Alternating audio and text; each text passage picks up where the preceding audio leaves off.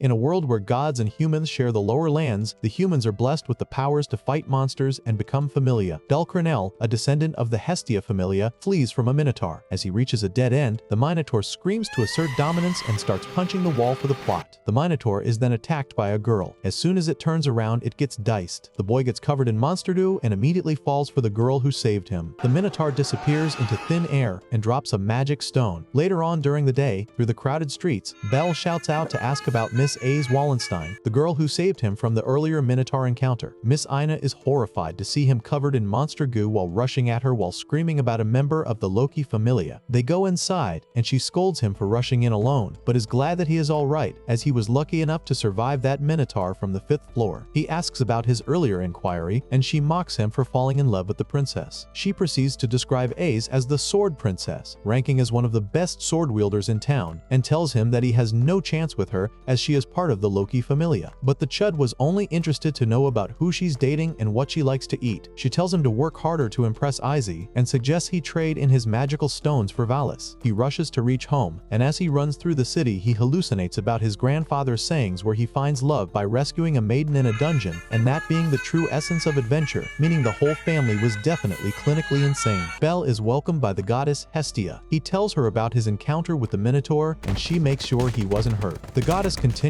to celebrate his arrival by offering him hash browns and threatens to not let him sleep. He is surprised to learn that she can cook, but the goddess proudly shares that she took a part-time job in a food cart and a customer ordered too much, so she kept them instead. Later that night, she feels sad that no one wants to join her familia as she is not one of the more popular gods. She calls herself a lame goddess and is sad that she can't use her powers. She feels guilty that he's her only servant but whispers to herself that she's kinda glad that he is. He reassures her that he's fine and glad that she's sharing her dinner with him and promises her that the familia will continue to grow. He knows that she's doing all she can. She offers to bless him to improve his stats. While tracking his current stats, she tells him he's already met his match and that the dungeons are not worth the risk, that the girl that he's after is part of the Loki familia, and to forget about her completely instead. Looking at his stats, he sees that magic is still at 7, the skill part is rubbed out, showing that it's empty. He's upset to see he's not improving. After he walks away, she uncovers the missing part, fast growth, appears, which reveals that his motivations to tap the princess uncovered a new skill for him, but the goddess did not share that with him due to her jealousy. In the morning, he heads out to the streets, feeling pretty good about himself for not waking the goddess while he left. A gray-haired girl alerts him that he dropped a stone on his way. He's grateful. She's confused as to how he's leaving to the dungeon so early in the day. His stomach growls and she hands him her breakfast. He feels obligated to the girl. She tells him that he should visit her tavern later for dinner if he wants to make it up to her, and that she can have breakfast whenever the tavern opens. Inside the dungeon, Bell slays the monsters and collects the gemstones that drop from them, wondering how long it'll take to reach IEs in level. More monsters emerge from the walls, outnumbering him. He starts hallucinating about I's Wallenstein, and it empowers his blackout to slay the enemies. Back home, the goddess is disappointed to see his stats improve, meaning that his obsession with the princess empowers him to slay monsters. On the other hand, he's extremely satisfied with his improvements. The goddess puts on a coat and leaves, telling him if he's so good on his own, then he can eat his dinner on his own as well. Bro had no idea what she was on about. The goddess was geeking. Bell visits the tavern at night. The girl from earlier welcomes him and introduces herself as Seer Flover. Food is offered to him and the cook absolutely demolishes his wallet, giving him food that he didn't even order. Seer flexes that she made absolute bank giving him all this food. The tavern is packed with all sorts of adventurers. The Loki familia later on barge in and start celebrating cleansing their latest dungeon. Seer believes that Lady Loki really enjoys coming to this tavern specifically, but Bell could only focus on I's Wallenstein. Beth starts recalling about the minotaur who chased Bell and that after the minotaur was slain, Bell ran away without saying a word to the princess. He compares himself to Bell and asks Eyes if she'd choose him or the tiny skinny kid who ran away the second he felt danger. Bell runs away in shame. Bet is hanged from the ceiling for his treacherous actions for the rest of the night. During his flight from the tavern, Bell encounters a giant frog, and during the fight, the frog eats him. The end. Bell slays the frog and while laying down realizes that he never worked hard enough to be by the princess's side. War shadows emerge from thin air. Bell takes it as a challenge and decides to fight the monsters until the morning. The goddess's heart was broken as Bell didn't arrive home that night. He then shows up absolutely demolished from his battle with the shadows and falls in the goddess's arms, hoping that she would help him become stronger, asking her to improve his stats. The goddess starts assessing Bell's newfound strengths. The reading shows that the skill he gained, Realize Phrase, is utterly powered by his devotion to tap the princess. She explains to him that he's becoming more powerful from her readings due to his desire to get stronger. Bell is then later found at the tavern begging for forgiveness from the cook while handing her what he owes her. The cook then tells him that he would have caught a fade if he didn't pay back. Seer then hands off her breakfast to Belle as he's heading out to the dungeons again. The cook offers a motivational speech and the schmuck is sold on it, then sends him to Dagestan. The scene shifts to Hestia stealing food during a gala for the gods. Lady Loki ambushes Freya and Hestia and instantly starts dissing Hestia for being short as hell. Hestia asks to know if Ais is in a relationship. Lady Loki denies instantly and threatens to burn down the entire planet if a man shows the slightest interest in Princess Ais. Freya asks Loki what's the occasion for the fit. Loki continues to diss Hestia for being too poor to buy a real dress. They start fighting. Loki picks up Hestia by her cheeks. The crowd cheers and Loki continues to abuse the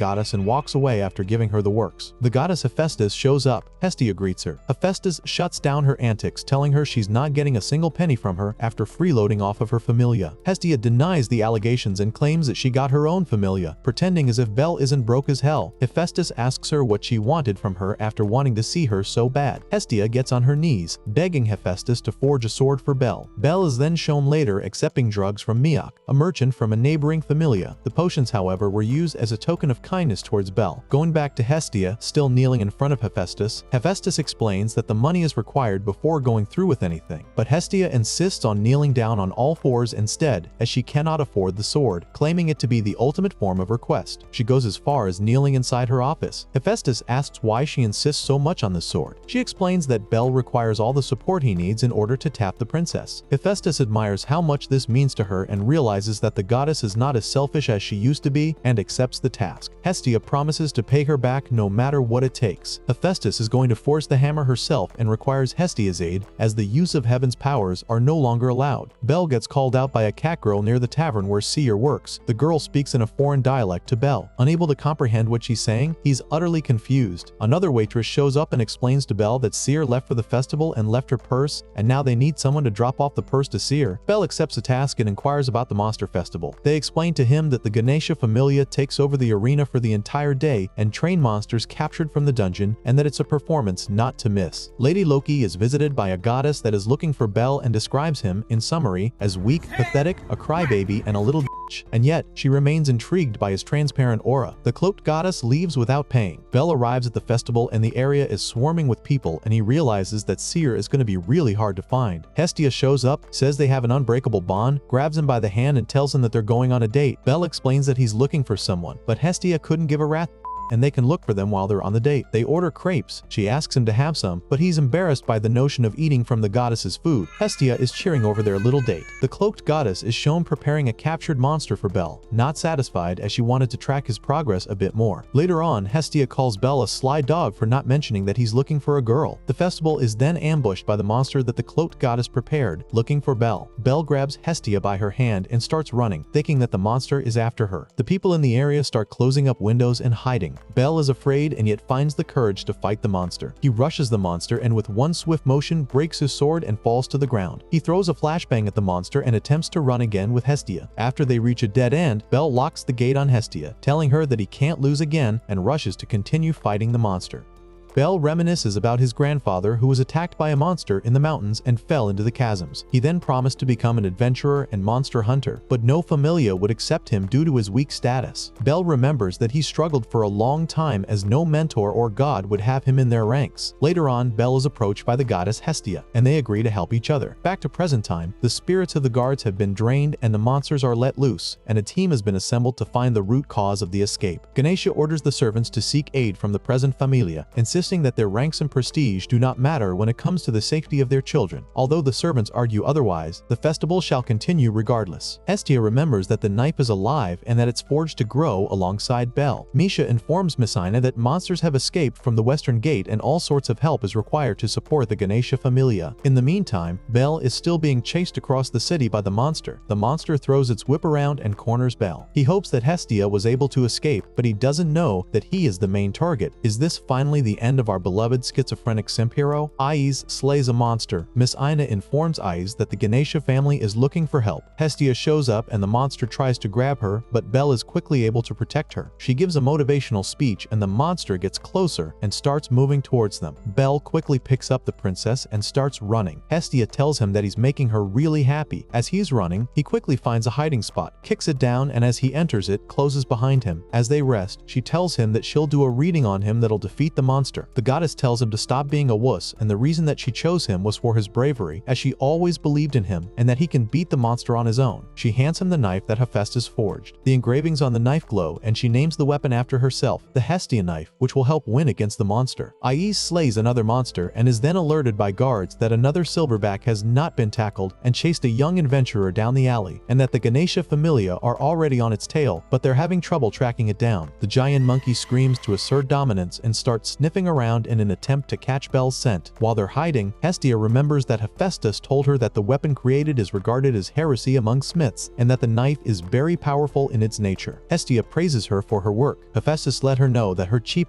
is not getting a discount for being nice. While Hestia is doing the reading, the monster finally leaps over the wall and finally sees them, screaming once more so loud the entire town could hear. The princess was also able to track it. The readings show that Belle's levels are above 600. The goddess reassures Belle that he can finally beat the monster. Belle rushes at it and leaps over it. The knife is so strong that is able to parry the chains thrown by the monster. Belle continues to fight, destroying the monster's chest piece, running around it in circles, and with a final blow to the chest, he brings it down. The monster drops a giant gemstone. The town starts cheering Belle for taking down the giant monkey. Aiz is seen watching from a distance, proud of Belle's takedown. The cloaked goddess watches from a distance. Hestia drops from exhaustion to the floor as she seems to have been somehow affected by the goddess. During the night, Miss Ina reports that there were no casualties and questions as to how that chain of events came to occur. The Ganesha Familia cleans up the arena after the festival. Lord Ganesha does a victory dance and lets the servants know that they did well, then reminds everyone that he is Lord Ganesha.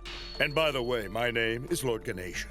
We know, sir. The tavern offers Belle and Hestia a place to stay to recover. Seer checks to see if they're okay and feels guilty after she was the one who lost her purse in the first place as they were dragged into trouble. He reassures her that it's not her fault. She praises him for being brave and taking on that monster on his own. She runs back to service the people back at the tavern. Hestia calls for Belle, reassuring him that she didn't mean to make him worry and that she was just exhausted after all. He lets her know that the monsters have been dealt with according to Seer and that Aiz Wallenstein helped take out the monsters as well. He then proceeds to ask about the engravings on the knight sheath which says Hephaestus. She confirms that the knife has been forged by the hands of Hephaestus, and as she always noticed how he was always drooling over Hephaestus's windows for her weapons. Belle fears that the weapons are too expensive. Hestia tells him that it's all been handled. Belle starts sobbing like a little bitch and hugs Hestia. She reassures him that she'll do whatever it takes for him to become stronger. In the dungeons, a man is followed by his apprentice who carries a huge bag. He just starts bullying them and threatens to use them as a decoy, and then proceeds to call them even more names and make them feel useless. The next day, Miss Ina is scolding Belle for wanting to pursue a level 7 threat dungeon and that he almost got schmucked after attempting to raid a level 5 dungeon. He explains to her that his level has reached E in comparison to the last time. To make sure he tells the truth, she reads his stats and she is able to tell that his level has been significantly higher. She tells him that she has no reason to stop him and that his level is high enough to pursue the dungeon. However, she lets him know that he could use a change of armor. She decides to take him shopping. They decide to meet in town. Belle arrives early. She calls for him, telling him he must have arrived so early because he wanted to see her. She says she was pretty excited to see him as well. Belle, as usual, gets flustered, and then she starts bullying him for not complimenting her outfit, proceeding to smother him with her badonkers. As they go through the town packed with tons of adventurers with all sorts of weaponry, she tells him that they're heading to Hephaestus Familia's shop, where some of the finest weaponry is made. He tells her that it's way too expensive to even think about. As they enter the shop and look around, they see weaponry that costs as much as over 9 million valis. She tells him that this is only the storefront and they'll find something that's in his price range. Halfway through the shop, Hestia shows up in a maid outfit, seeming to be enslaved by Hephaestus to pay up what she owes. Belle didn't know that she picked up a job here. She asks him about the half-elf that he seems to be taking out on a date. Miss Ina greets goddess Hestia and says that she's only advising Belle on what armor to buy. She starts whispering in her ear that if she's abusing her position to seduce Belle, she'll slaughter every half-elf on the planet and won't even blink. Ina reassures her that this is strictly business. In the elevator, Ina calls Hestia an interesting character. They arrive at the bazaar where new blacksmiths make a name for themselves by selling below standard pricing in hopes of joining the big leagues. Belle starts wandering around the shop in hopes of finding an item that suits him. He picks up a chest plate, finds it suitable, although the price is exactly all he has in his pocket. The vendor tells him that the chest piece is perfectly above average. Belle thinks it's huge. Miss Ina's concerns are not fully put to rest. She says she'd prefer if he takes someone with him, preferably a supporter. She tells him it'd be great if he finds a supporter or she can help him find one herself. He just says he'll think about it. Halfway through the day, he thanks her for her guidance and is pleased with the piece that he bought. bought. She hands him a present, something he could use to protect his arm. He instantly rejects, and yet she insists that it's important to her that he remains safe. Seeing him working so hard brings her joy, and to see it all go to waste would be heartbreaking, as no adventurer knows what day might be their last. He thanks her, telling her he'll do his best to stay alive. The sun sets on the city. On his way home, a girl is being chased by a man wielding a sword. She bumps into Belle and falls to the ground. As the man swings his sword, Belle quickly unsheathes his sword and deflects the man's attack. The man accuses him of standing in his way. One of the workers at the tavern tells the man to stop and that raising his sword in alleyways is shameful. He resorts to name-calling and is quickly silenced. He leaves. Belle sighs, and as he turns around, he finds that the girl disappeared. Ryu realizes that she was only hiding, but Belle thinks she got scared and ran off. Belle thanks Miss Ryu for interfering and she gets on her way. He goes home. The next morning, he tries on his new armor and gets ready to head out to the dungeon. On his way, he gets interrupted by a girl with a gigantic bag. She introduces herself as Lily, a poor supporter that doesn't have a partner, and asks if he's in the market for someone to go to the dungeons with. He swears he's seen her before, but just doesn't know when. She denies ever meeting him, although it was the same girl that escaped the man just the night before. She exposes her ears and identifies herself as a sheanthrope. They sit by the fountain and he's confused as to why she specifically chose him. She just assumed that he was an adventurer because of his backpack and armor. She asks if he's considered her offer. He says he was indeed looking for a supporter. He agrees to have her come along for the day. Later on, he takes her to the dungeon. He started slaying monsters and she started cheering him on while also guiding him into which monsters to slay and where they're coming from, and warned him of any danger. He tells her she's really helpful because she's helping him focus on fighting. Belle surmises that he likes depending on the knife too much as it gives him power, but she also recognizes that he is definitely getting his power from the knife and points it out. While she's picking up gemstones, she starts to become more curious as to how he attained the knife, and he explains to her that it was gifted to him by his goddess Hestia. Speaking of the goddess reminds him to ask which familia she belongs to, and she simply says that she is part of the Soma Familia. She hands him a dagger so that he could get the gem from the large insect that he eliminated earlier, and he starts digging into it to get the gemstone out. She creepily smiles while he does the task. Later on during the day, Belle visits the guild to ask about the Soma Familia. Miss Ina realizes that she recognizes the familia and what they do, which is basically sell booze and go on adventures. However, she also knows that they seem tense all the time, always on their toes. She asked him what impression he got from his new supporter, and he explained that she is great. He also flexes that he's gotten a lot of money from that encounter in the dungeon, and she was very helpful. As he's leaving, Miss Ina realizes that the knife has been taken from Belle. Belle panics, realizing that he's dropped his knife in the dungeon. Halfway through the day, Lily is found by the merchant attempting to sell the knife, finding out that it's merely 10 ballas. He explains that the knife is not very sharp, and it is actually dull as well, meaning that it's definitely trash and not useful for anything. While walking through the alley, Lily is really annoyed that the knife costs absolutely nothing. Ryu and Seer are walking down the alley, and they see the girl Lily pass by with the knife. The girl tries to hide it, however the attempt fails. As Ryu is very observant, she asks her to see the knife and recognizes that it belongs to Belle. The girl tries to play down the situation. However, Ryu insists on seeing the knife. She recognizes the markings of the knife and absolutely insists that she give the knife back. She flicks a coin and she's able to quickly discern the girl's lie. While the girl is running, she bumps into Belle. Belle starts asking questions about the knife and is about to see that it's his black knife and that it fell from him. Ryu simply hands it to him and does not mention anything about the girl. He grabs her hand and starts rubbing it as well as the knife, and she just basically tells him, "Why don't you do that with Seer instead of me?" Which is pretty weird. Belle apologizes to the goddess and the knife glows, recognizing its owner. Seer calls the little girl a ditch and leaves. Belle doesn't realize that the girl stole the knife and takes her for another mission in the dungeon, and she thinks about officially hiring her as his supporter. Belle hides the knife on the green armor plate so he never loses it again. She tells him to be aware of that and he'll never face any more problems. After the trip to the dungeon, Belle and Lily recognize that they've earned over 26,000 ballas. Belle hands her half to pay and she's surprised that he is giving her such a high share considering that she's just a starter. But he doesn't mind and recognizes that she has enabled him to earn more than he ever has. But he's also pretty happy that he's going to be able to buy the goddess a lot of dinners. She calls out a warning to herself. One of the members of the Soma Familia is seen at a shop and he's not making enough Baileys. So although he's made around 13,000, it becomes more and more noticeable that the Soma Familia members are very unstable. The cloaked goddess finally uncloaks and she's seen watching Belle and the girl from above, observing them, still very intrigued by Belle's continued growth. At night at the tavern, Hestia was drinking and felt that Belle was cheating on her. Lord Taki explained to her that she was overreacting and that Belle didn't belong to anyone. He told her that she was making a scene and she continued to sob uncontrollably. Even when she went home, she continued to sob. While she was in bed, Belle didn't really know what was wrong with her as he understood that they weren't in a relationship anyway. And even when he asked her, she didn't give him an answer. However, he still offered to go on a date with her as he had been making a lot of money and felt like he owed her. She practically jumped out of bed and hopped into the closet and told him to meet her at More Plaza. Later, at the Divine Baths Temple, Hestia was visited by the goddess Demeter, and they started provoking each other for having really big badonkers. Packing some Doban Hunkeros. Massive da Hunka Banka. Demeter felt like it was a losing battle and started calling out to the other ladies at the temple, telling them that the Femcha goddess had finally found Huz. They continued to bully her for having big Honolulu honkers while being really short. They started asking about who the boy was. While Bell was waiting at More Plaza, he started seeing couples enjoying their night while he waited for the goddess. A few minutes later, the goddess finally arrived, and with her came the pack of women from the temple. They started bullying the both of them, especially Demeter, who basically suffocated him with her very honkaroos. Hestia started fuming and ran away with Bell. They started scouting for them, however they lost track at some point as Bell and Hestia found a really good hiding spot and were able to lose them for the rest of the night. Hestia said this was why she could never stand the gods. You bunch of drooling hyenas! Hestia was pretty disappointed that she couldn't just have a normal date with Bell and thought it was too late. Bell thought that it was a really good date and that he actually enjoyed the night. However, he'd prefer to keep it simple and have dinner next time. He also told her to look out for the view of the city, and she leaned on him. He said that they should do this again some other time. Later, Lily Ruka was trying to join the Soma Familia by offering them the valise that she had earned after slaying monsters with Bell. However, the leaders thought it wasn't enough and kicked her away, telling her to come back with more. It was the most she ever brought back, and yet it wasn't enough. She dismissed the humiliation as she believed that she was going to be able to pay her debt back completely anyway and cover all the costs. She also promised that she would get Bell's knife. A rumor spread that the Soma Familia members had been farming too much Valis, but Hestia was still really confused as to why they were so hellbent on having so much Valis and how they were so worried about Valis in the first place. Considering that they were saying booze and going on a lot of adventures, it just didn't make sense that they needed these huge amounts. While Bell was slaying the monsters, he was brought down by a small monster rabbit. Lily took out a knife and shot the giant insect with it and was able to stun it long enough so that Bell could take action. Lily later on thanked him for saving her. She was trying to save the knife for another occasion. However, Bell realized that she was using magic and asked her how she did that. She told him that she did it through the knife, and he said that it was precious that she used the knife to help him. Later on, they took a break to eat, and while they ate, she told him that she was going to be off for the next day, as she was going to be attending a meeting with the Soma Familia. He told her that it was okay and that there was no trouble, even though there was a breach of contract. At the tavern, after Bell ate, he asked Seer what she liked to do in her free time. She just told him that she used to read books, and all she did was read. He realized there was a book behind her about magic, and she said that a customer left it a while ago and never came back to take it, and if he'd like, he could have it. However, she asked him to return it after he was done with it. Later at home, Bell started perusing the book, and as he did that, all these readings revealed that magic was either acquired or inherited depending on one's race, and he also learned that magic could be gifted by certain goddesses or gods. As he started connecting more with the book, it started to ask more and more questions, and then he started hallucinating about his desires, his weaknesses, his inspirations, and as he further connected with himself, he asked the question, what does magic mean to him? What does he seek to become? Bell's desires were simply to become strong enough to tap the princess. His desires were so ridiculous that even the voices themselves called him childish. Hestia found him lying on the floor and woke him up. Later on during the night, the goddess was doing a reading on Bell, and she discovered that he was able to gain magic as an ability. He got pretty excited, but she sat him down. She told him that the magic he could use did not really require a wish spell to use, so he should try it out during his next encounter. During the night, he sneaked out as he couldn't wait for the next day to arrive and apologized to the goddess. The goddess apologized to the potato puffs because she was going to eat them all up in her dreams.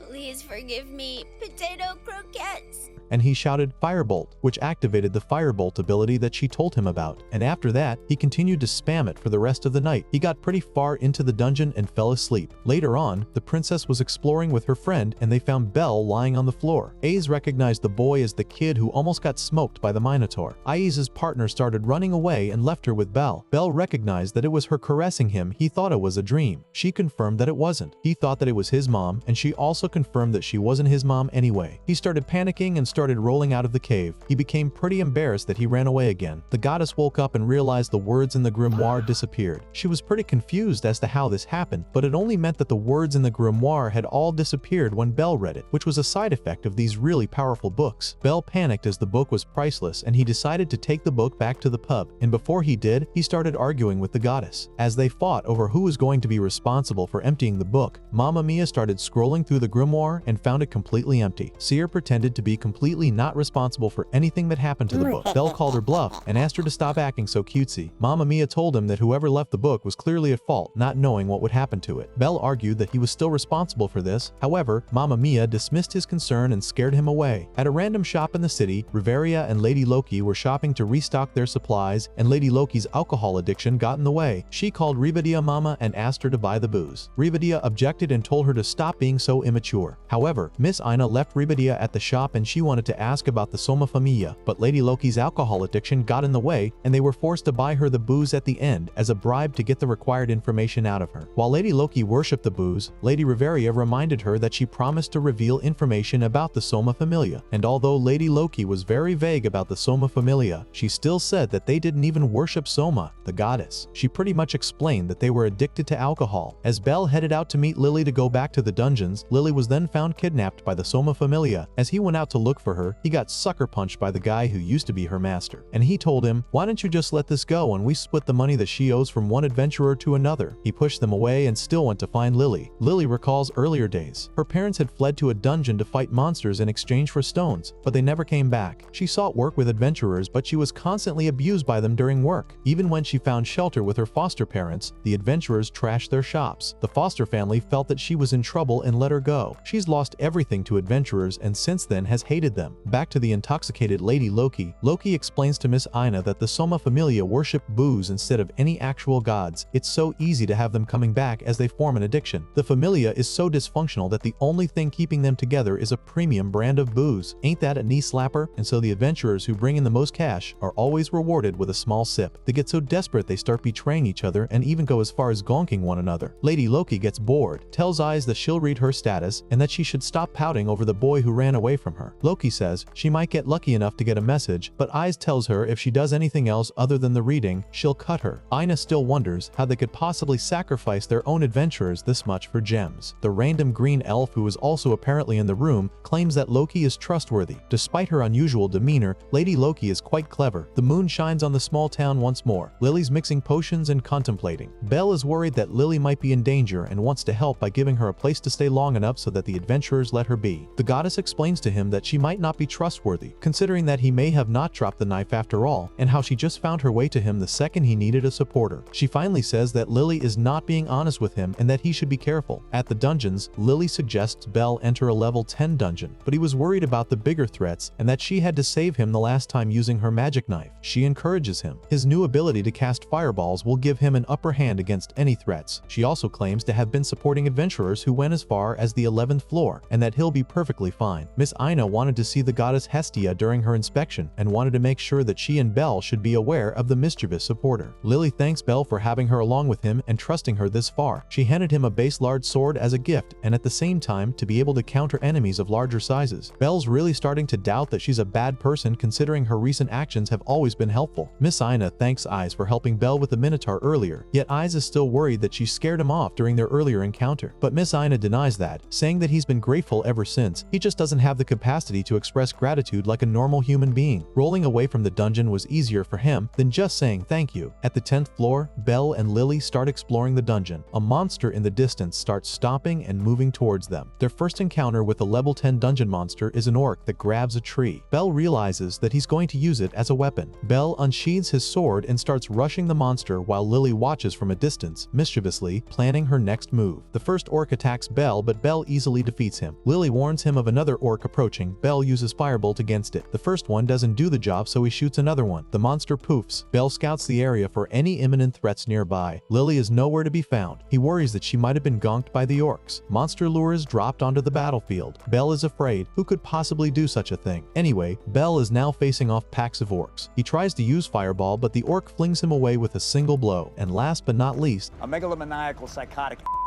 She shoots off the straps of his bag and grabs it. She taunts him after stealing the bag and says that it's over for him. He asks her to help him, but she refuses, fully believing that he'd backstab her after talking to the previous adventurer that was her master. Later, while finding her way out of the dungeon, she blames him for being too trusting, and yet she still feels guilty for leaving him behind. But then she remembers how other adventurers mistreated her and she felt that it was deserved. She'll be able to sell the weapon to free herself from the Soma Familia, no matter what it takes. A low-level monster is shot as soon as she sees him. The distraction reaction was good enough that the adventurer from earlier trips her, and as she falls to the ground, he starts beating on her. While going through her belongings, he finds the knife that she stole from Belle. Barely needed 4 men for the job, and there aren't really many paths to take to go to a level 10 dungeon. The rest of his party arrives. She's been piling up lots of goods and collectibles. The other guy throws a full bag of monster lure onto the adventurer and asks him to hand over everything the girl has. The other two show up. He threatens to fight them, but he's quickly outnumbered. Any monsters that show up next will make it worse, so he makes a run for his life. He threatens her to hand over the rest of her belongings, and he'll either help her or leave her to rot in this dungeon along with the rest of the monsters. She hands him a key for her safety deposit where she kept jewels she exchanged for the gemstones from her earlier dungeon visits. He rips it out of her hand. He carries her, showing her that she'll be bait for the monsters while they make their exit, backing out on his earlier promise. He tosses her to the insects. As she lays down on the floor, she realizes that she betrayed the only person that ever showed her kindness. She feels pathetic and weak and begs the gods for answers as to why she would ever end up this way. She accepts defeat and lays down to go. Belle shouts,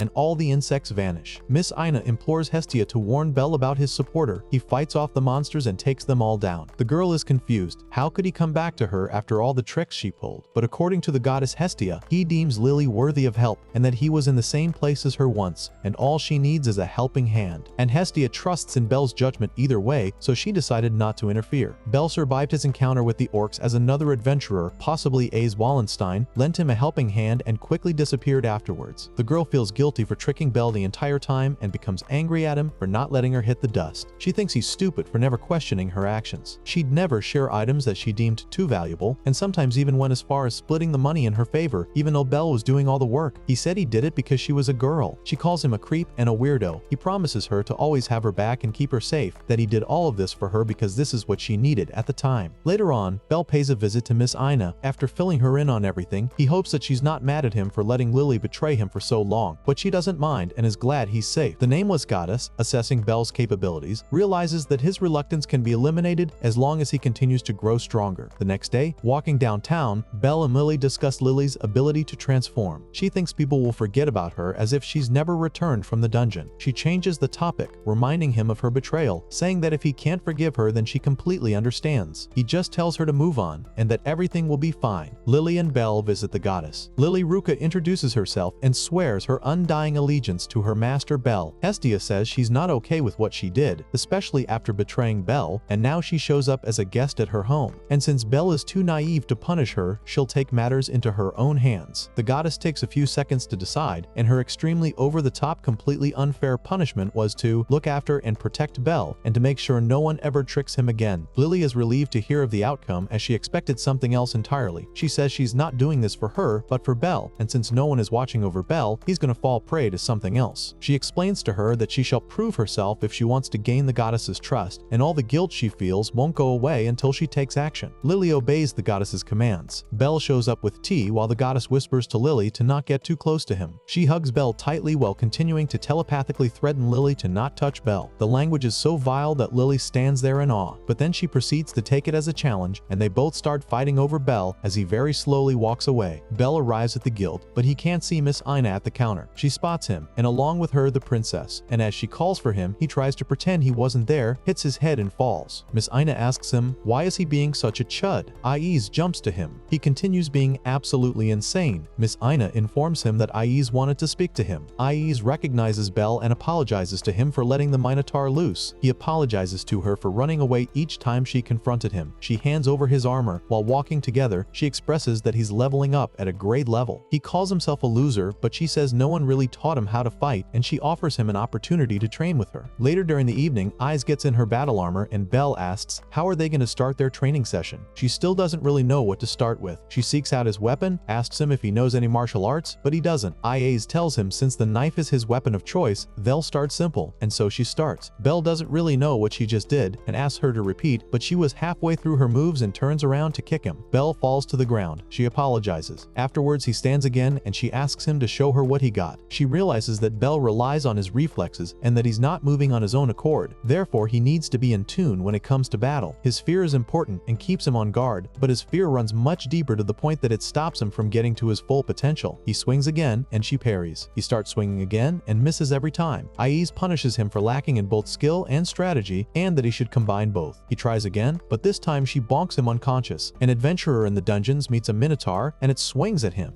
He completely destroys its weapon and hands it one of his own. Bell and Lily explore another dungeon and Lily asks him how far they'll be going this time. Bell explains to her that he'll do what it takes so he can be able to afford a room for her. She asks him about the bruises, considering they haven't run into any monsters. He just nods off and says someone beat him up. She's still pretty confused as to what happened. Monsters appear. Lily falls back by Bell's command. She starts using her crossbow from a distance while Bell slays the minions up close, and even as they jump him in numbers he continues to slash through them. The minions fall back and the orcs show up in huge numbers. Lily asks Bell to reconsider this fight as they clearly outnumber them both in size and count. But Bell was very inspired by Aiz to the point that he decided to take all of them on his own. Back to the adventurer from earlier, the minotaur swings at him, but he keeps parrying every attack to the point that it ran out of stamina. It rushes onto the adventurer, but he's able to overpower it and afterwards he cuts off its horn. The next morning, the animators decided to make a montage of Aiz just utterly destroying Bell, always ending up getting kicked in the face, losing consciousness each time.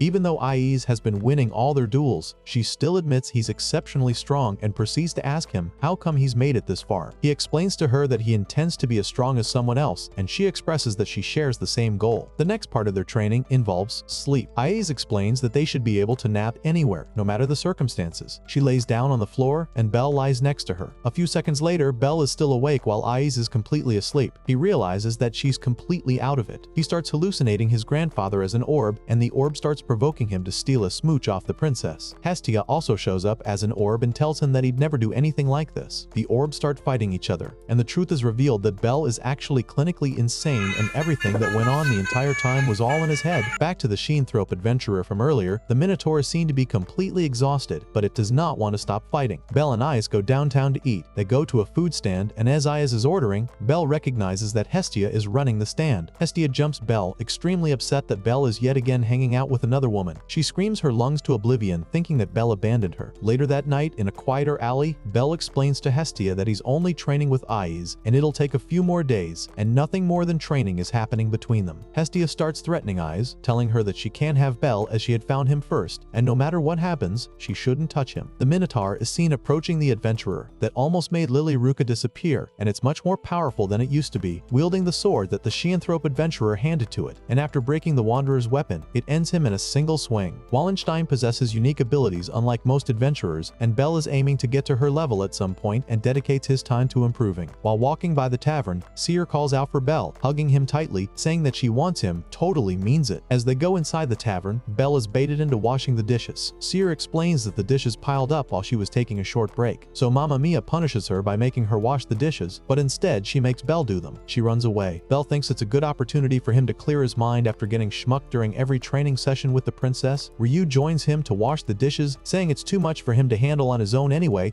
and she'll take care of it instead. While they wash the dishes, Bell asks if she was ever an adventurer. She says yes, and he asks her on how to improve. She says that fighting monsters isn't all there is to improving, and with the right strategy and set of skills, he'll be able to overcome any monster that crosses his way. Bell is surprised to hear that as it's the same thing that Ace said. She says his best bet is finding a party that compensates for his weaknesses, and that the main condition to improve is going on more adventures, and each time new experience is gained, so he must remember what he's learned each time he's out in the field. She suggests that the journey is going to be more meaningful if more people are involved. Seer is in the background listening to them talk. In the end, if he really wants something, he should step up and take it. Bell and Ace train, and for the first time during their training sessions, Bell counters Ace's move, but she counters his counter move anyway. She ends the training session. Bell hopes to catch up with her someday. She says she had fun during this session, but they are pretty much done for the week. The goddess is confused as to how he keeps gaining new abilities and asks him to do another reading, but he refuses. He says he'll need to go on the expedition conducted by Lady Loki. The goddess is worried and clueless, as Bell didn't allow her to do another reading on him. The Hephaestus Familia is joining the Loki Familia. They all intend to visit the 59th floor. They split into two groups to avoid overcrowding. The nameless goddess believes that Bell is going to be putting on one hell of a show. While in the dungeon, Bell and Lily explore, but they notice that the dungeon is completely empty. They aren't being attacked by any monsters. Bell is visited by the one-horned minotaur, which is strange considering they're on the 9th floor. It seems to be the minotaur that the Sheanthrope adventurer trained earlier. Bell is still traumatized from his very first encounter with the minotaur. Lily leaps to protect Bell and asks him to snap out of it. He gets her to safety and starts firing firebolts onto the monster, but the monster doesn't really give a flying b***. Bell tires himself out. The minotaur screams to assert dominance. The minotaur seems to have run a train through the other explorers, and the rest of the party is shocked that a minotaur is roaming around a level 9 dungeon. They ask them if they saw any other survivors, and a white-haired kid is mentioned. The minotaur is said to be carrying a giant sword. Ies rushes to help Bell as soon as she realizes it's him and takes off. While fighting the minotaur, Bell finally takes out his sword. The minotaur is very strong and absolutely charged from his earlier fight. Lily wakes up, realizes that Bell is fighting the monster on his own. He asks her to run and make sure that she's okay, but instead of making a run for it, he takes out the Hestia knife and starts dual-wielding his weapons. However, the monster is too strong and starts tossing him around. Ace finally finds him and distracts the monster. He realizes that he's finally free and doesn't have to distract any longer. Ace says she'll save him, and Bell realizes that she's constantly swooping in to save his life. He gets up and tells her that he'll be able to handle it. He's tired of being the one who's in constant need of saving. He hates being dependent on someone to swoop in and save the day. He stands toe-to-toe with the monster and holds his ground. He starts approaching it slowly just to aura farm. He continues to aura farm for a few more minutes before finally attacking the monster while fighting it. Bet complains that he's stealing his prey, feeling that Bell is probably breaking some kind of rule in the process. He then realizes that it's Bell, the kid that was covered in minotaur blood and running through the streets like a madman. He thinks it's so absurd that he's constantly being chased by minotaurs every time he visits a dungeon. While the rest of the party watches, Bell is holding his own without the aid of anyone else. Bet thinks it's pretty humiliating to run away, especially when you're crushing on the girl that saved him in the first place, and that it's better to let him hit the dust. Lily grabs Bet's leg and begs him to help Bell. She says she'll do anything just so Bell doesn't die. She's heavily wounded and loses consciousness. Bet agrees to help him as he doesn't want to be known as the guy who mocks weaklings. Bell is still fighting the monster, holding up insanely well against it. The unnamed goddess is tracking Bell's progress. She's losing her shtick seeing Bell hold up so well. Bell is constantly combining all he's learned during the fight. A month ago, he was running away from the minotaur, but now he's able to overpower it in a duel. As they're fighting, the monster breaks Bell's sword, and yet he continues the fight using the knife either way. The observers realize that it's not a normal knife and it's clearly enchanted, and he's using magic without any spell work either. He's nothing like the scrawny kid that Wallenstein saved the first time, and with a strike using the knife, he's able to obliterate the monster's arm. The minotaur is still standing, but Bell strikes it until it can no longer take any more. The monster rushes Bell and he doesn't fall back. He's able to easily counter the minotaur using one of Ace's earlier moves. With a final stab to the stomach, he uses Firebolt and it burns the minotaur from inside out. He continues spamming Firebolt until the monster literally explodes. The observers couldn't believe he did so well. Lily is fully healed too. Bell literally falls asleep while standing. They decide to do a reading to check his status. The rest of the party were pretty sure he wouldn't like someone reading his status while asleep, but they do it either way. The monster drops a gigantic red gemstone. Bell's readings show that his ranks are all at S. They're confused as to how he made it this far and they ask for his name. Bell is brought back to the goddess and she tells him that she's very proud of him. She starts reminiscing about all the good times they had together, and even at his weakest point where he begged her for strength. Bell pays Miss Ina a visit at her guild. A red-haired guy is standing at the counter and hopes to join a party of adventurers, but from what it seems, no one is actually accepting new members. Bell shares the news that he's hit level 2. Miss Ina congratulates him as he might be the first to ever progress that fast. Later on, he's pretty proud of himself for beating that minotaur. The goddess does another reading on him and a new ability has been unlocked. He says he doesn't feel any different. She mocks him for thinking that it'd be an insane change. Such incredible power!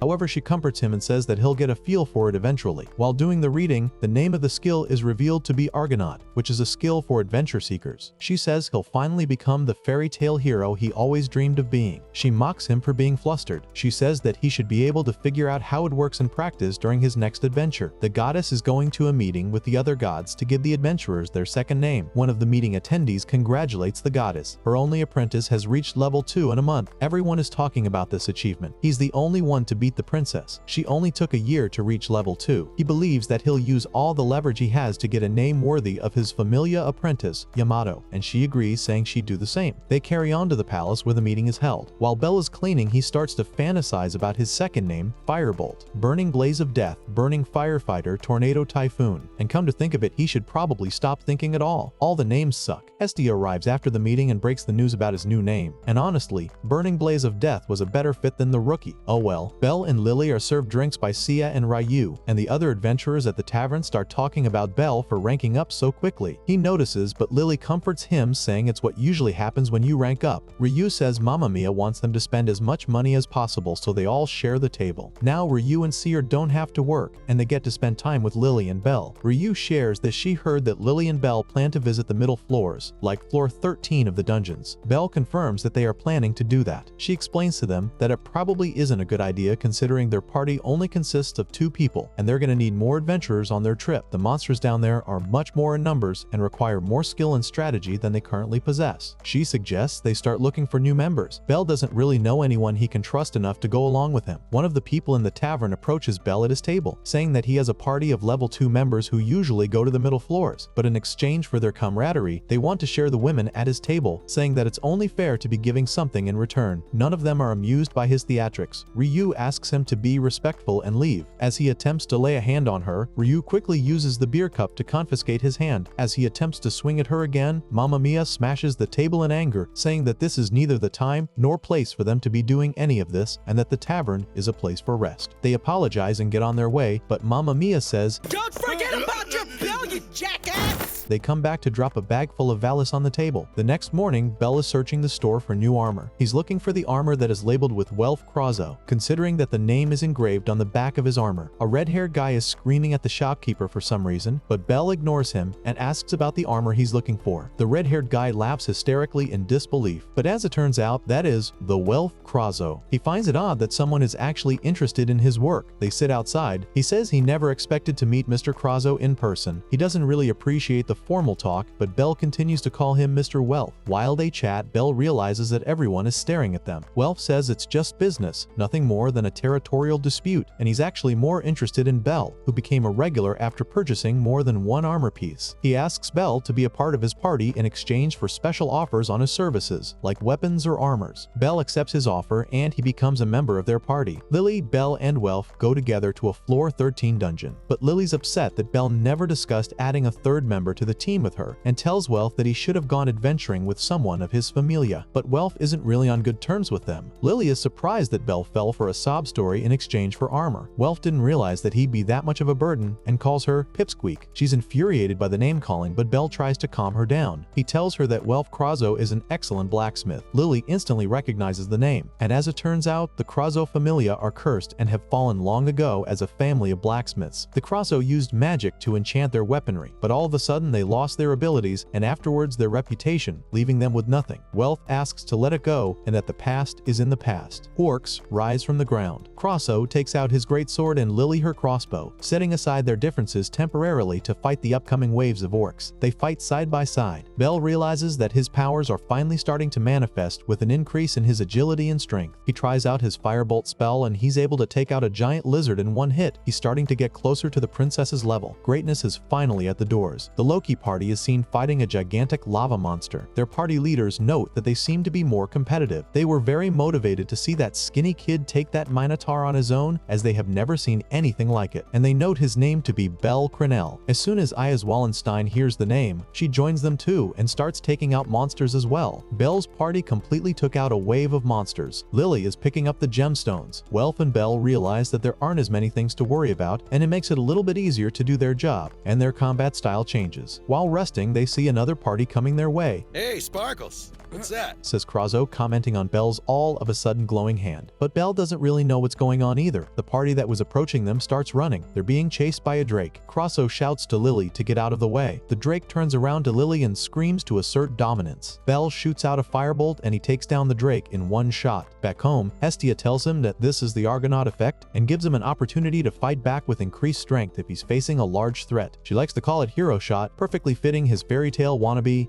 He asks her about the Krazo family. She says what everyone else does, but she specifically says that Welf is basically the unused treasure of the family, as he is the only one who still has the ability to enchant the weapons with magic, and yet he flat out refuses. She says it's a shame considering he can make a ton of money and a name for himself if he continued to do so, but he still chooses not to. Lil Squeak is taking the day off. The gnome she's renting a home from says she's sick and she apologizes for not attending. Krazo says that's too bad and asks him to spend the day with him, and as an act of gratitude he'll tweak out his armor for him. At the workshop, Kroza looks out for Bell, telling him he should always be looking for better armor, even though Bell was perfectly fine with his light armor. Kroza notes that he knows that the goddess was asking around about him, which is only natural considering Bell is a member of her familia. Bell checks out one of the swords at the workshop, and Kroza is surprised he's not asking about any of the magic stuff. He apologizes for not bringing it up, but he was afraid it'd throw Bell completely off. Welf proceeds to ask Bell about the red ornament by his side, which belonged to the red minotaur he took down, and since he didn't exchange it for Valis, Welf offers to do something with it for a new piece. He tells Bell why he hates working on magic swords so much. All the explorers they bring are people who want a powerful weapon to bring them fame or become extremely powerful. He believes the principle in itself is flawed. The sword and its user are equal partners. Your weapon is the one thing that shouldn't betray you. They shatter easily and are not as reliable as non-enchanted swords, making magical weapons cost him and his familia their reputation, as well as all the adventurers who lost battles mainly from enchanted weaponry. Welf is finally done making the weapon, and it's a dagger. He and Bell decide to name it Ushiwakamaru, and Welf asks Bell to stop calling him Sir, saying they're friends. The next day they strategize for visiting the 13th floor. The final meeting. The monsters use ranged attacks. The formation is as follows: Welf on the front line, Bell as middle guard, and Lily will be in the back line for support, but they won't have much firepower. Bell is happy to be finally part of a group, even though they all belong to separate familias. Lord Taki sends off his apprentices to an adventure and asks them to be careful as they're heading for the middle floors. The goddess is worried about her own, considering it's her first time as well. As they converse, a small earthquake hits town. The party are working their way through the dungeon, and they cooperate on taking down monsters. They decide to go for an open area. Bunnies start grouping up. Welf calls them Bell bunnies, and Lily asks him to make his bunnies calm down. They are called Owl Mirage. Bell screams, saying they have nothing to do with him. The bunnies start to attack with little forks. A blue-haired girl starts gossiping with the blonde guy about the little rookie. Other adventurers believe that he's received blessings from the Loki familia, but even after gaining the blessing from the Loki familia, it's still unnatural to progress this quickly. Some even speculate he lies. Hermes believes people are jealous of Bell and will make up anything to make themselves feel better. Asfi is confused as to his intrigue towards Bell and doesn't want to get into any trouble. Hermes reassures her that she'll be fine, and everyone in their familia is grateful to her for fulfilling her duties, that even he himself as a god depends on her, so she has nothing to worry about. Lord Hermes and Aspi head to the tavern and are welcomed by Seer. A party of dungeon explorers are running away from the Bell bunnies, but one of them takes a second to hold them off and joins them again. The leaders insist they stick together so they don't end up losing anyone. They're attempting to hide from the hellhounds on their tail. The enemies in the middle floor pose a bigger threat than any other monster they've faced in any other level. The party finds their way to Bell's, but they decide to use them as a distraction to avoid any losses. After all, he considers Bell's party as strangers and that they should worry about their own. They head for the same passage that the other party went through. While they're running away, Bell decides to hold the line and fires a large firebolt projectile onto the Bell bunnies and the hounds, and even though they continue to push, Welf is able to hold his own. Although Welf is wounded, he's able to carry on. They realize they're still surrounded as they can hear the monsters, but it seems to be the nature of these middle floors. Bell remembers Ryu telling him about the burden that is carried when you go this far, and says no matter how much you fight, you'll tire at some point, and there's no time to rethink his strategy. The dungeon will keep sending its monsters until they're completely exhausted. Welf is incapacitated, and so is Lily. Bell finally realizes the actual threat the middle floors pose. A while later, when none of them reported back to the goddess, she visited Miss Ina to let her know that they didn't come back yet, and Ina confirms that they haven't stopped by the guild either. The goddess submits a formal request to go to the dungeon and help find Bell and the others. The staff instantly get to work. Back at the dungeon, Welf is heavily wounded from the earlier encounter. It's a miracle they survived, the three of them, says Lily. Welf jokes that they tried to leave and instead fell 2 floors. He asks them to let him go if he's too much of a burden. And while Bell refuses, Lily talks about a way out by heading to the 18th floor. Bell and Welf are confused by her logic, but she knows that the 18th floor is a safe area where monsters cannot find their way to, and that they should ask other skilled adventurers to aid them. Welf is worried about the monster on the 17th floor, Goliath, but Lily reassures him that they'll be using rifts as a means of travel and that they connect the floors, and Goliath may have already been taken down by the Loki familia and he won't be able to recover before they make it out of the 17th floor. As Bell is the leader, they both ask him for his guidance, saying they won't blame him if they all fail. A small meeting is held by the gods and their apprentices. The party confesses that they left Bell and his team behind. Their masters do not excuse their actions. Hestia promises to blame them for the loss if they don't come back, and she asks for a helping hand to bring Bell and his friends home. They bow to her and accept her request. Hephaestus doesn't have any of her members, as most of them are in the middle floors. Taki offers 3 of his servants, but they won't be enough to help them out. Lord Hermes shows up and offers a helping hand. He shows her that he even put a request as he heard she needs help, but the other gods are not amused. They know that ever since Hestia came to the lower world, he had nothing going on with her the whole time. He offers his aid as he wants to get to know Belle and offers Aspie to join the search party as she is one of his best. She accepts his offer to help. Aspie and Hermes discuss while the others leave. She knows that gods aren't allowed in the dungeons. He tells her not to worry and everything will work out either way, but she knew he planned this all along. Hestia tells them she's coming along with them as soon as she found out he's going. Hestia can still sense Belle and is sure that he's still alive through a blessing she gave him earlier. Hephaestus asks them to send a message to Welf while they're on their way. Since Hestia is coming along, Hermes asks Aspie to protect the both of them, but she has no guarantee she'd be able to. Hermes decides to take Ryu with them. To throw the monsters off their scent, they use a stink bag. Lily holds it and they're both thrown off by the smell. As soon as they complain, she starts to further torture them by waving the bag in their faces and reassures them that this is their last lifeline. Getting rid of it would worsen their situation. They have no choice but to endure. A hound sits at the end of the tunnel. Welf immediately takes care of it using a reversal heretic spell, Will of the Wisp. Despite using the spell multiple times, he claims he'll be fine. The stink bag no longer works, and instantly a large minotaur appears, but Belle faces no trouble taking it down, and it only takes a few swings to get rid of it. More minotaurs come out. Belle takes one of their weapons, powers it up, and is able to take out the pack. Welf is impressed to see him do so well, and it makes sense to him that he was actually able to take out that one minotaur when he was level 1. The search party prepares for their descent to the middle floors, and they're approached by another adventurer that seeks to offer her aid. Belle's party continues their fight through the dungeon. They continue to fight through waves of monsters while either awaiting rescue or finally reaching the 18th floor. On the other hand, the search party are also dealing with their fair share of hounds. The lower level adventurers are impressed by Aspie Andromeda and her partner, and reveal her second name to be Omnipotent Perseus for her skills in making items. They continue their path through the dungeon, and they see the pathway has been completely blocked. Hestia finds Belle's knife lodged between rocks. The mystery girl climbs through the rocks and reassures the rest that they haven't failed yet. Aspie concludes that they're not trying to return to the surface, but they're going lower towards the 18th floor through the vertical rifts, and it's more efficient for them that way, as Lily found out earlier. Mystery girl confirms that she'd do that herself, knowing that the safest bet was actually heading further down. Welf continues to spam the same spell until he collapses. Lily falls as well, but Belle doesn't give up. He carries both of them and continues moving towards the rift. Although it's deep, he doesn't hesitate to jump downwards. Hestia asks Hermes as to why he's taken a sudden interest in her business, and although he tries to lie, Hestia cuts him off and demands the truth. He says that someone requested him to keep an eye on Belle, but he is also intrigued by him and wanted to find out more about him, to witness his strength firsthand and see if he can carry the weight of this ongoing era. Belle continues to move while carrying both of his teammates. He reaches the Great Wall of Sorrow and remembers that Goliath must have been taken down by the Loki Familia and continues to move forward. Goliath wakes up from his slumber and the wall starts breaking down. For the sake of the plot, Goliath is not fast enough to stop Belle. They all hit the ground of the 18th floor and Ayaz finds them completely out of it. Belle wakes up and is greeted by Ayaz. She tells him he's on the 18th floor and her party are currently resting. Welf and Lily received the medical aid they required, and so did Belle. The group's healer, Riveria, tended to them. The biggest surprise to Ayaz so far is Belle making it to the 18th floor. She asks Belle to meet the commander and report to them. Belle kneels to the leaders and thanks them for saving him. The leaders are proud of Belle and his team for their accomplishment and offer them shelter until they're ready to move again, as they wouldn't want to upset Ayaz. They inform Belle that some group members have been poisoned, so they decide to stay on the 18th floor until their adventurers return with the antidotes. The Argonaut status gets Belle all the huzz. Tion says he reminds her of her favorite fairy tale as a child. Cooks and forgers maintain the camp. Belle and Ayaz take a walk and he realizes that the 18th floor is much brighter than the rest. The ceiling of the floor is covered in crystal beds that imitate the morning and night cycles. Adventurers tend to call it the Labyrinth Paradise. Nighttime kicks in. Lily and Welf finally wake up and are greeted by Belle. They both start apologizing for slowing him down and not holding up on their own, but Belle reassures them that if it weren't for Lily's plan and Welf's spells, they wouldn't have made it out alive. So they all realize that they survived through the power of friendship. The Sword Princess lets them know that dinner is ready, and they realize that the legendary Sword Princess just called them for dinner. They're congratulated by the party leaders for making it this far into the dungeons. They want their guests to feel welcome. Ayaz offers Belle 18th floor fruit, but he feels it's too sweet. Lily wants to try it, but Krazo snatches it. She beats the ever-living shit out of him. The twins of Huz start asking Belle how he leveled up so fast, and A starts to become a little bit jealous. Screaming is heard from a distance, and the goddess rolls her way onto the 18th floor. She jumps Belle as soon as she sees him, saying she's very happy to see him. He apologizes for making her worry. Lily and Hestia start fighting for some reason. Lord Hermes greets Belle as he finally got to meet him. He tells him to be grateful to the team that got them there in the first place. Later on, the party tries to apologize to Belle and his party. The decision maker of the party says that it was the right decision, but Krozo Hanzo is not amused by his reply and tells him to watch it. They all collectively come to terms with the fact that it was a tough situation, and even though they may not agree on how it was handled, they decided to let it go. Hermes discusses their next move, and Aspie suggests that they wait until Goliath is defeated, meaning that they won't be going anywhere for another day or two. They decide to rest in the meantime. Hephaestus's message and item finally reach Welf, delivered to him by Hestia. While Belle is staring at the ceiling of the 18th floor, Aze joins him, saying she worried about him considering that he didn't go to sleep. Belle, as usual, becomes flustered and starts losing his shit.